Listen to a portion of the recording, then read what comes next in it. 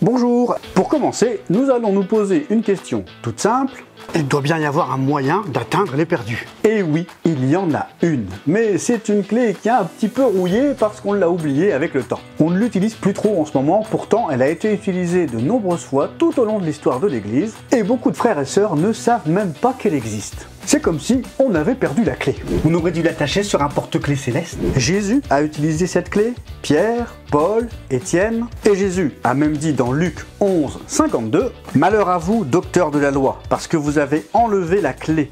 Vous n'êtes pas entrés vous-même et vous avez empêché d'entrer ceux qui le voulaient. » Et il dira aux pharisiens dans Marc 7 qu'ils l'ont déformé, mais Jésus est venu lui redonner sa vraie forme. Et Dieu nous l'a annoncé par la bouche du prophète Ésaïe dans Ésaïe 42, 21. Et Satan a essayé de créer des préjugés contre cette clé dans l'église moderne, il l'a déformée, calomniée et même cachée. Il déteste cette clé à cause de ce qu'elle fait. Mais c'est quoi cette clé ?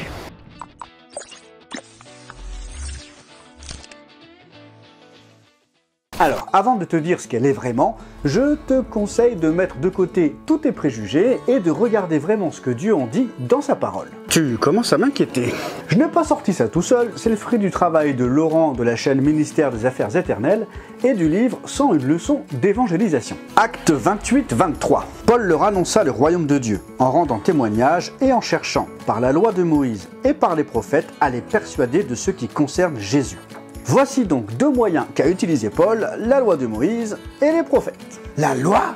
Mais on n'est plus sous la loi, on est sous la grâce. Exactement, mais je te rappelle, mets de côté tes préjugés. Nous sommes ici pour parler de Jésus à des gens qui ne le connaissent pas.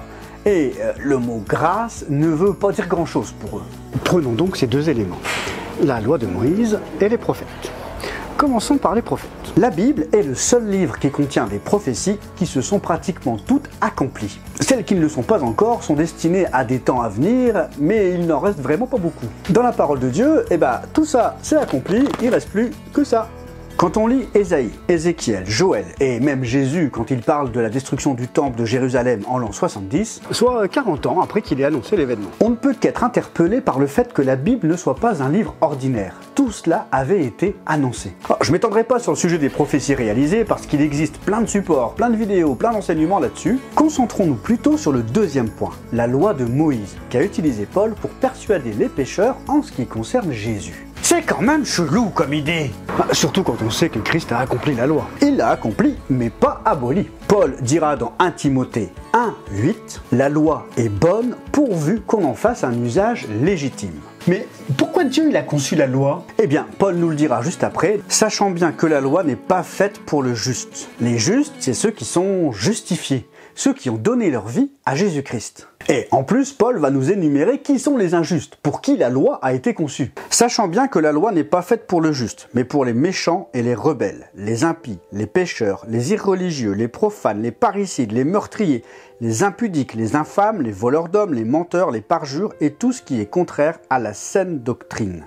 La loi de Dieu est bien évidemment la clé dont parle Jésus dans Luc. Il s'adressait à des docteurs de la loi. Ils auraient dû enseigner la loi de Dieu pour que les pécheurs prennent conscience de leur état, qu'ils réalisent qu'ils sont pécheurs et qu'ils ont besoin d'un sauveur. La prophétie s'adresse à l'intellect. La loi s'adresse à la conscience. L'une produit la foi en Dieu, il est fidèle à sa parole et ce qu'il dit se réalise. L'autre apporte la connaissance du péché dans le cœur du pécheur. La loi est la clé donnée par Dieu qui ouvre la porte du salut. Psaume 19,7 nous dit que la loi de l'Éternel est parfaite. Prenons par exemple le droit civil. Hey, j'ai une super nouvelle, quelqu'un vient de payer ton amende de 25 000 € pour excès de vitesse et mise en danger d'autrui. Hein ? Mais qu'est-ce que tu racontes? J'ai pas d'amende pour excès de vitesse, et puis 25 000 € c'est énorme. Et pourtant, c'est vrai. Non mais, tu me prends pour qui là? Pour un chauffard? Non, et moi je conduis bien, je respecte la loi. Non seulement cette bonne nouvelle ne vous en paraîtrait pas une, parce qu'elle vous semblerait insensée, mais en plus vous serez offensé parce que j'insinue non seulement que vous êtes un chauffard, mais qu'en plus vous payez pas vos amendes. En revanche, si je vous présente la chose d'une autre manière. Tu sais que tout à l'heure, tu as été flashé à 120 km/h dans une zone qui était limitée à 30 et en plus réservée pour une convention d'enfants aveugles. Quoi? Bah oui, il y a plusieurs panneaux qui l'indiquaient et même la ville en a parlé. Mais de quel panneau? De quoi tu parles? Eh bien, au moment où la police s'apprêtait à venir chez toi pour te donner cette amende d'excès de vitesse, 120 km/h au lieu de 30 km/h, et pour mise en danger d'autrui, c'était une convention d'enfant quand même, eh bien, il y a quelqu'un qui les a interpellés et qui est venu payer cette amende à ta place. Mais qu'est-ce que c'est que cette histoire? En allant vérifier par lui-même, votre ami réaliserait qu'il était en effet redevable d'une grosse amende et qu'il a eu beaucoup de chance que quelqu'un paye pour lui. Quelqu'un qu'il ne connaît même pas. D'abord, annoncer ce qu'on a fait de mal permet de mieux comprendre que la bonne nouvelle est une bonne nouvelle. Si je ne te fais pas d'abord clairement comprendre que tu as enfreint la loi, eh ben la bonne nouvelle, elle n'a pas de sens. À la limite, tu vas apprécier Jésus parce qu'il était gentil et inspiré, mais certainement pas pour la croix. Une fois que tu auras compris que tu as enfreint la loi, cette bonne nouvelle deviendra vraiment la bonne nouvelle. De la même manière, si je m'approche de quelqu'un en lui disant « Hey, Jésus t'aime », déjà il va rien comprendre et il me prendra pour un illuminé. Non mais ça va. Bon, Jésus m'aime, mais c'était il y a 2000 ans.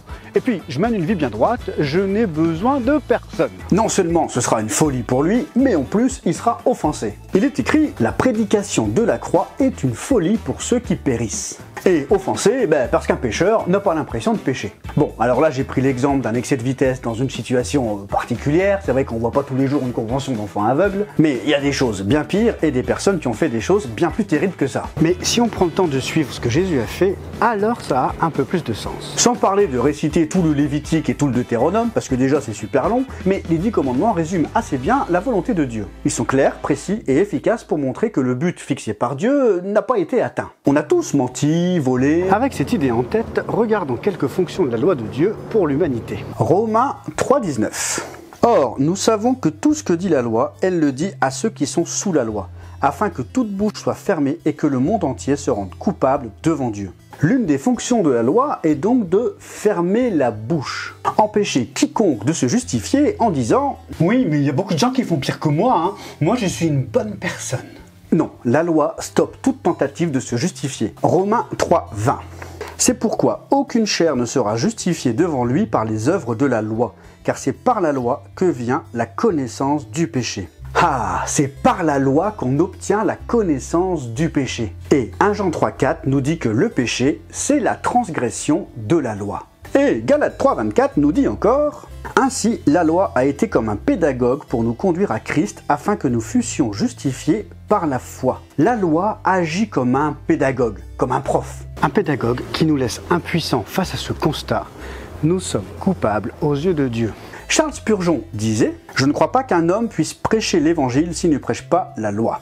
La loi est l'aiguille, et vous ne pouvez pas tirer le fil de soie de l'évangile à travers le cœur d'un homme si vous n'envoyez pas d'abord l'aiguille de la loi pour lui ouvrir le chemin. C'est pourquoi la loi a été notre pédagogue pour nous amener à Christ, afin que nous soyons justifiés par la foi. » Comment ça va les amis? Bonjour l'ami. Ça va? Vous allez bien? Bonjour messieurs, dames. Bonjour monsieur. Bonjour la jeunesse. Bonjour. Coronavirus ou pas, on va mourir quand même. Eh oui, comment on fait pour rentrer au paradis? Est-ce que vous croyez en quelque chose? Est-ce que, je sais pas, parce que les gens aujourd'hui, ils vivent comme s'ils allaient vivre tout le temps. Alors je vais vous dire, normalement quand on meurt, on va être jugé par rapport au bien ou au mal qu'on a fait. Au même titre qu'il y a des lois qui régissent la nature, eh bien, il y a une loi morale. Et cette loi morale, ce sont les 10 commandements. Vous connaissez les 10 commandements? Alors on va voir comment vous allez faire. Et attention, je ne vous juge pas parce que moi, j'ai cassé toute la loi. Ah oui, c'est vrai. Il y a un commandement, il dit, tu mentiras pas. Oui. Alors, est-ce que vous avez déjà menti? C'est vrai. Comment on appelle quelqu'un qui a menti? Un menteur. Très bien. Il y a un commandement, il dit, tu voleras pas. Est-ce que vous avez déjà pris quelque chose qui n'est pas à vous? J'ai volé. Voilà. Jamais? Jamais. Attends, je peux me permettre, hein, elle a avoué qu'elle ment un petit peu et elle croit qu'on va la croire. Mais c'est pour ça qu'elle est belle cette loi. Oui, c'est vrai. Parce qu'elle nous montre justement qu'on n'a pas le droit de se juger les uns les autres. On est tous pareils. Qui c'est qui pourra dire qu'il n'a pas menti? Regardez un petit bébé, un petit enfant, un petit garçon, une petite fille.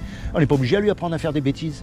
Et le problème, c'est que quand on meurt, on va être confronté à cette loi-là. Et comme on a tous cassé la loi, eh ben, on va être déclaré coupable ou innocent? Coupable, puisqu'on a cassé la loi. Et si on est déclaré coupable, on va être envoyé en enfer. Ça, c'est ce qu'on mérite. Tous les hommes. Tous, sans exception. Soit c'est vrai, soit c'est faux. Si c'est faux, non mais si c'est faux, on aura rigolé 5 minutes. Mais si c'est vrai, on risque de perdre gros.